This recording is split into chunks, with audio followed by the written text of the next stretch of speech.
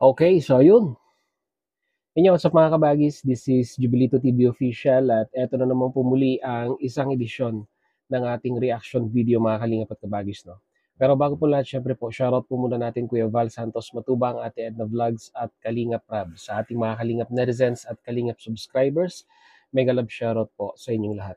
Ako po, ito na nga po sinasabi ko mga kalingap at kabagis, no? For today's reaction video, gawa lang po natin ng reaksyon at pagbibigay ng ating opinion. Dito po mga kalingap at kabagis sa naging fresh na fresh, bagong-bago po na komento po ni Kalingap Rab dito po sa bago din pong live streaming ni Kuya July Paunil. No? Dahil alam naman po natin itong issue na kinapapalooban po, no? Nilang sabihin na nating kapatid po ni Joy. Ayan, banggitin na po natin yung pangalan mga kalingap at kabagis dahil nababanggit naman po dito po sa mga kasamahan po nating reactor, ang pangalan po ng kapatid ni Joy ay naku po, nakakalungkot mang isipin pero yun po yung naging desisyon ni Kalingap Rab, mga Kalingap at Kabagis, no? Sa unang part ng live ay parang stop lang muna dahil alam naman po natin na ito pong dalawang love team na to ang supposed to be na magpapatuloy ng love team sa channel ni Kalingap Rab. Ito pong EDC at ang Franjoy. Pero dahil nga po sa in the turn of event, ika nga mga Kalingap at Kabagis, no, marami po ang pagbabago with the last 24 hours ng issue na ito mga Kalingap at Kabagis, na kung saan ay may mga panibagong revelasyon na lumabas na ito nga po yung napanood natin sa channel ni Sangkay sa loobin, no, ng kapatid ni Joy. Siguro po napanood ni Kalingap Rab ito while watching ito pong live ni Kuya July Paunil. Kaya ito nga ang nakakalungkot na balita, no, sa mga sumusuporta po sa Team Franjoy ay hindi ko po alam kung ito po ay magpapatuloy na sabihin na nating, kasi ang analyzation ko dito mga kalingap at kabagis, hindi po pause eh, di ba? Kasi sabi noon, pause muna ang Mick Chris at ang John Carl, di ba? Ang ipagpapatuloy ay yung pong EDC at Franjoy. Ngayon, sabi niya, dun sa unang comment ni Kalinga Prab sa live streaming ni Kuya July Paunil ay stop po muna, no? Kumbaga, stop po muna ang Franjoy dahil nga po sa issue ngayon, no? Tapos later on, nag-comment si Kalinga Prab uli. Ito na po yung ito na po yung bumasag ng sabihin na nating ito na yung magdi-decide ng fate ng love team po ng Franjoy. Kasi nga po, sabi ni Kalinga Prab ay stop na po ang Franjoy dahil parang ang lumalabas po ay ayaw naman daw po, no? Or wala pong ika ngay nagiging positive na sabihin na nating feedback na nanggagaling po, no, sa pamilya po ni Joy Diwata, no? So yun po yung nakakalungkot na balita dito, mga kalingap at kabagis, no? Kumbaga, ang dami po ang naghihintay, ang dami po ang sabihin na nating muling gustong sumubaybay dito po sa tambalan po ng Franjoy, although medyo bago-bago pa lamang po, no? At alam ko po, no, marami po ang nag-aabang dito.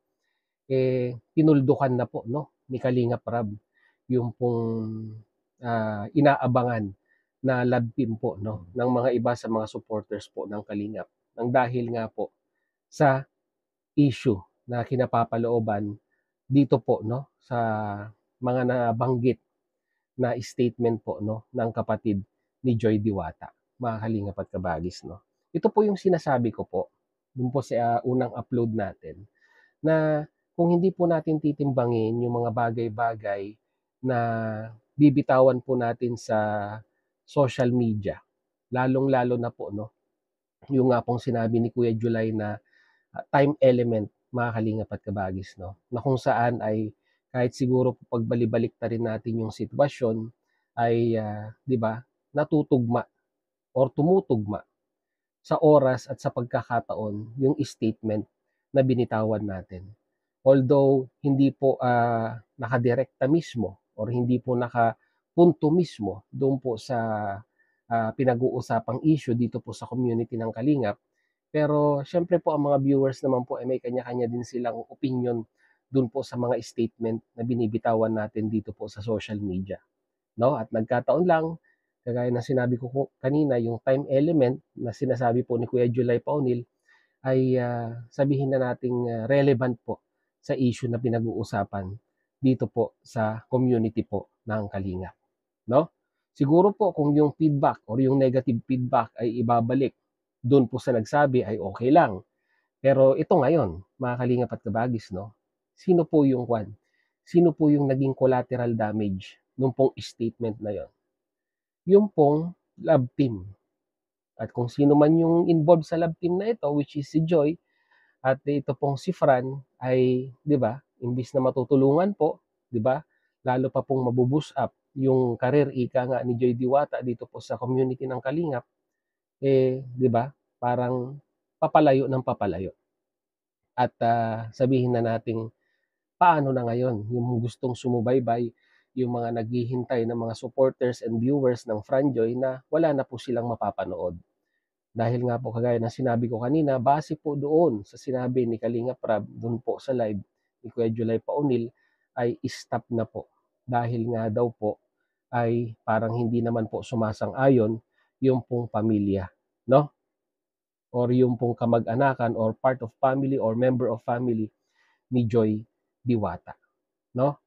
Kasi doon sa comment na nabasa po natin, no, bago lamang po, no, na parang sinasabi po na parang, ah, paano po matutuloy yung love team kung wala naman po pahintulot or basbas na galing po sa magulang.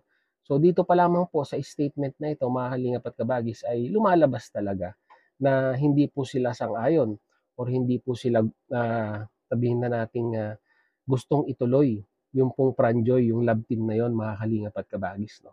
So sino ba naman po si Kalingap Rab na sabihin na nating iba-bypass yung pong kagustuhan ng pamilya? Si Kalingap Rab lang naman po yung tumulong, 'di ba? Si Kalingap Rab lang naman po yung sabihin na nating nagbago ng turn of event ika nga, no, sa kanilang buhay. Hindi naman po sa pagsusumbat 'yon, pero once upon a time, mga Kalingap at Kabagis, 'di ba? Sana po maalala din naman po yung mga magagandang naibigay ng isang kalingap or ito pong isang Kalingap Rab dito po sa kanilang pamilya. Although sasabihin po, siyempre hindi makakalimot, 'di ba? Tatanawin ng malaking utang na loob. Pero ito po yung nangyayari ngayon, mga Kalingap at Kabagis, 'di ba? Dahil po sa sabihin na nating, hindi ko po alam ah, kung dala lamang po ng emosyon yung statement na yon, pero kahit ano pa, mga Kalingap at Kabagis 'no, mapa-emosyon man 'yan or sabihin na nating opinyon lang sa mga bagay-bagay, ang laki po ng nagawang ang laki po ng nagawang damage 'no, lalong-lalo na po sa career po ni Joy Diwata dito po sa community po ng love team ng Team Kalingap, lalong-lalo na po sa channel po ni Kalingap Rab, 'no?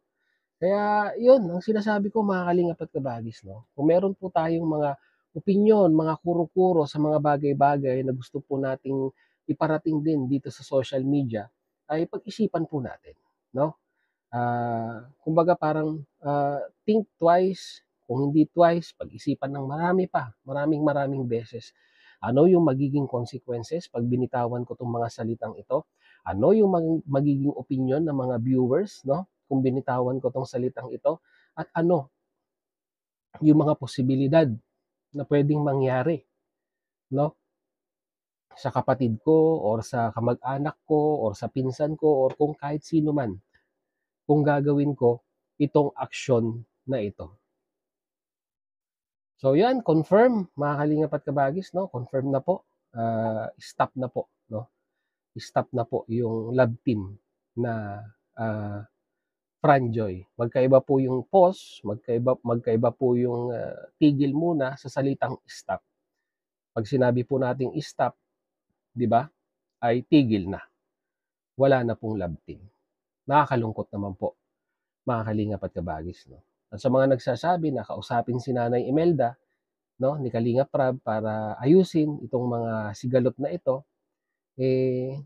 nagsalita na po ang isang miyembro ng pamilya 'no.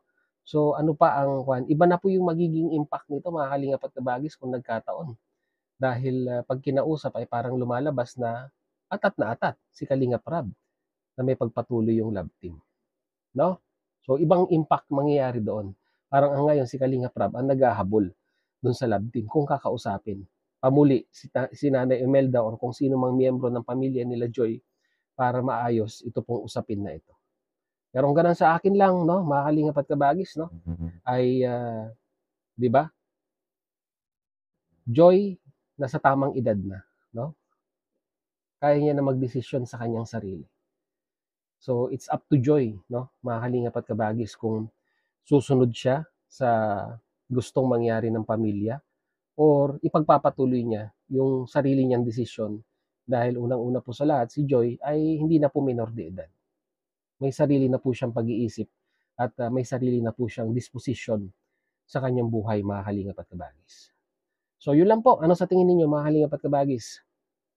May pag-asa pa kayang matuloy ang Franjoy? Comment nyo na lang po sa ating comment section. At ano yung mga possibility na pwedeng gawin ni Kalingap Rab para sa mga nag-aabang naman pong supporters ng Franjoy ay matuloy yung pong love team na matagal na po nilang hinihintay na mapanood sa channel po ni Kalingap Rab. Lagay niyo po sa ating comment section, mga Kalingap at Kabagis, pag-usapan po natin. So yun, muli maraming salamat dahil sa dulo po ng ating reaction video ngayong araw na ito ay nasamahan niyo po muli si Jubilito TV Official. At muli po nagpapaalala po ang inyong host. So may hindi po nakasubscribe sa ating YouTube channel, subscribe niyo na po, Jubilito TV Official. At kung nagustuhan niyo po ang ating reaction video for today, mga Kalingap at Kabagis, paki-like na rin po, no, mga Kalingap at Kabagis. At kung di naman po kalabisan sa inyong oras, paki-share na rin po. So hanggang dito na lang. Once again, this is Jubilito TV Official. Ayan po, proud member po ng Team Coos at ng Team Bios. Ayan, supportahan po natin lahat ng video upload ng Magamang Matubang, Kuya Bal Santos Matubang at Kalingap Rab. As I always say, mga Kalingap and Kabagis, peace, God first. God bless po. Bye!